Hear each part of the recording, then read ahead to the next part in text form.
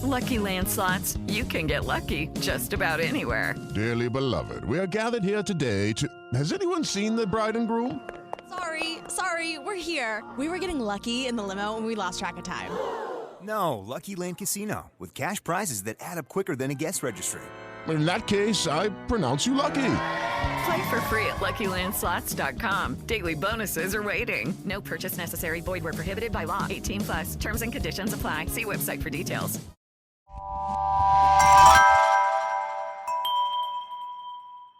Slow Burn Media, Evergreen Podcasts, and Killer Podcast presents Who Killed, a podcast that provides a voice for the voiceless.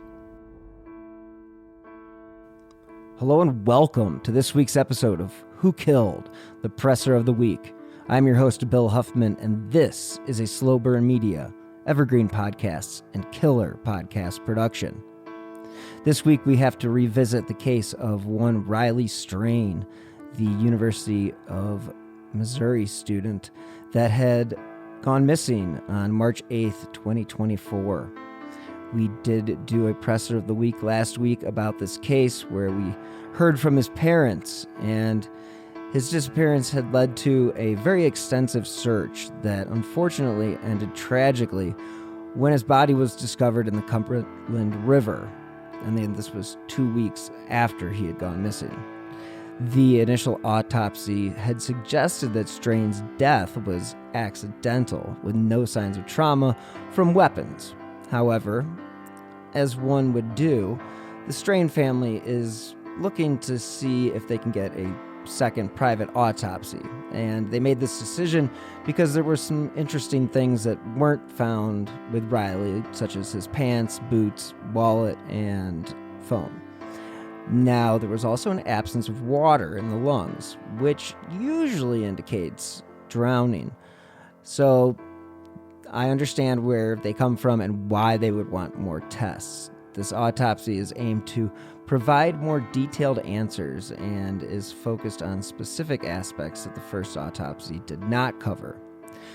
I have been a believer that this has been a tragic accident, and this is also what the authorities believe. But I do understand the questions that surround this case, and hopefully soon we will have somebody who knows a lot about this case on to talk about it, and that will be very soon, hopefully. But again, as the police maintain that this death appears to be accidental, and the family awaits further information and the toxicology report, of course, if they are able to, find some things within the toxicology that may point to something different.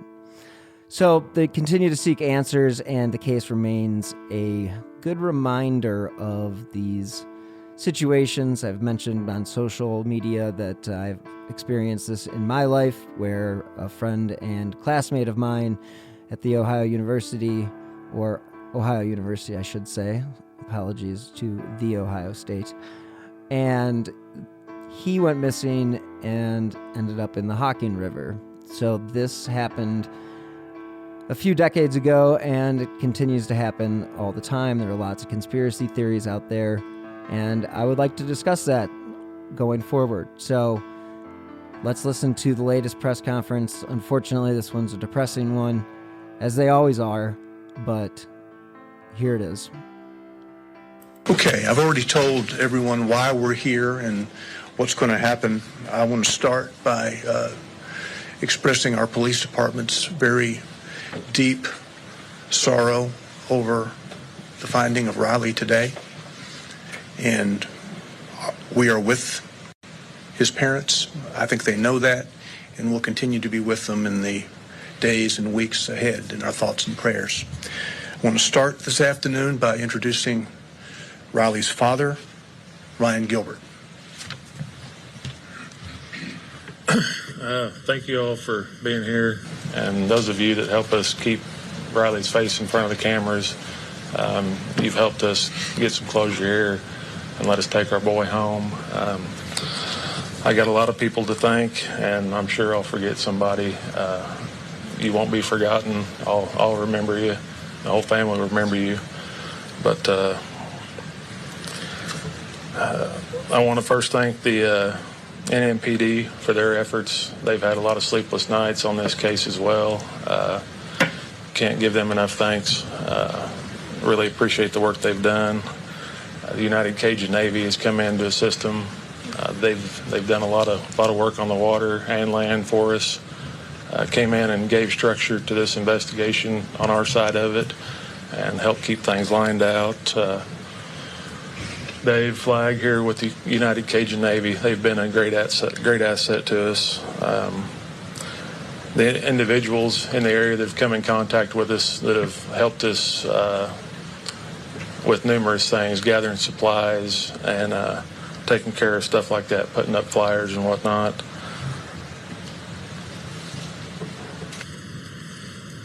The Ward family for all their work. They put up a ton of flyers around town. They've been making phone calls. They've been assisting us in any way they can. All the people that have donated items to them that they've got to us throughout this whole ordeal. All the people back home in our own personal lives that have been there to support us, and our family at home as well. Thank you for keeping us in your thoughts and prayers. We can't say enough to all of you. Thank you. Oh, I wanted to mention also Gary and Skip Butler come in with the airboats. We've been on the water for a few days with those guys. They've been great to work with us. We can't thank them anymore. It's just unbelievable what they've done for us.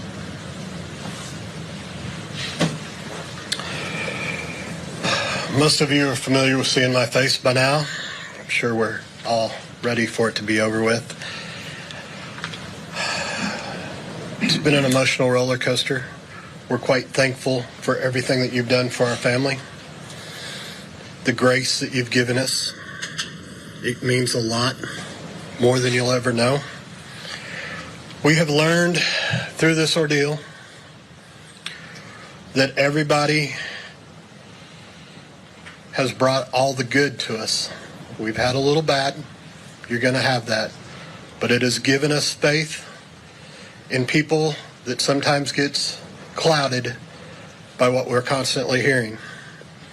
We're extremely thankful for all the volunteers that have shown up, given us their time, their effort, their energy. Very little sleep they've gone on. Our family, we can't thank our family enough for all the support that they've provided us, for all the, time spent, the love, the energy.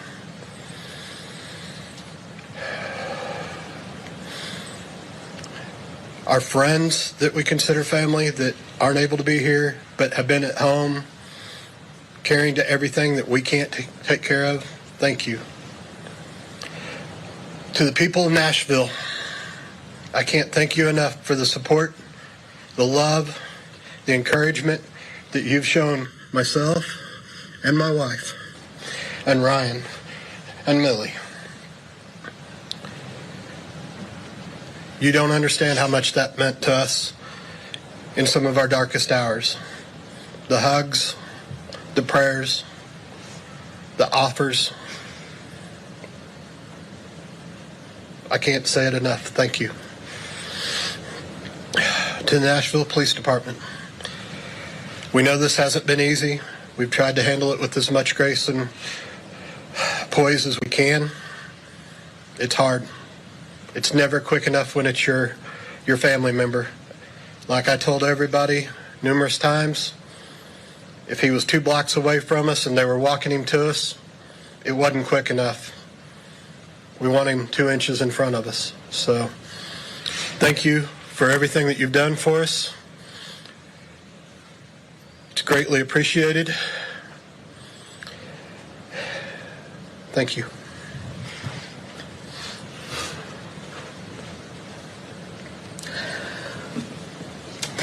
I just want to reiterate how thankful we are for everyone and how much we appreciate everyone's support and love and prayers, because we feel them.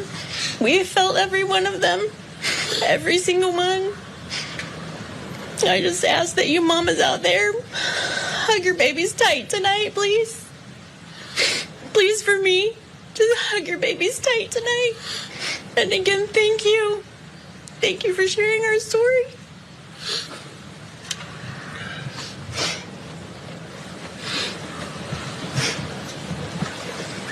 Yeah, I'm not going to take a lot of time. Most of what I would say would just be to echo what's already been said. Outside of that, I would like to extend my thanks to the media community here and the national media community who by large, has been very gracious and very respectful of the situation. It's something that has not frequently been encountered in these situations in my experience. As far as the Cajun Navy goes, since this is going to be a more or less a short interlude, if there is any interest in it, we would be happy to hold another meeting with the press, and it will likely be tomorrow sometime.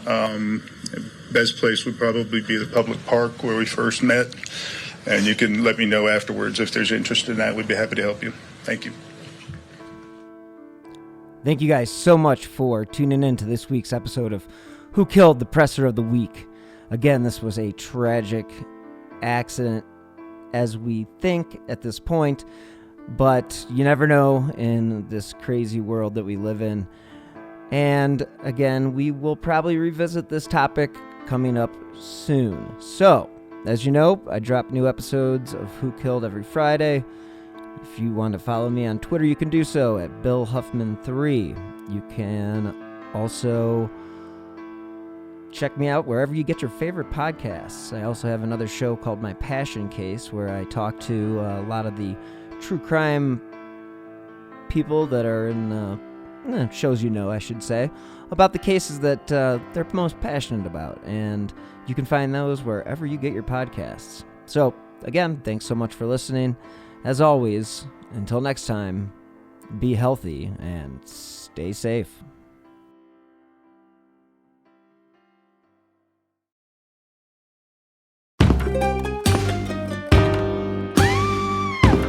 Hi, I'm Sean McCabe. And I'm Carrie McCabe. We are, married, obviously, but we're also obsessed with the darker side of things. True crime stories, alien abductions, poltergeists. If it leaves you scratching your head and keeping those lights on at night, we want to hear about it. That's why we host the podcast, Ain't It Scary, with Sean and Carrie. Every week, we bring our listeners a true story guaranteed to send chills down your spine. From history's most brutal serial killers to the mystery of spontaneous human combustion. Yep, lots of these stories leave unanswered questions behind, and you'll get to poke through the rubble of the evidence with a hardened skeptic and someone whose mind is more open to fun. Yeah, that's what I was gonna say. You can find Ain't It Scary with Sean and Carrie wherever you get your podcasts, and on social media at Ain't It Scary. Come play with us.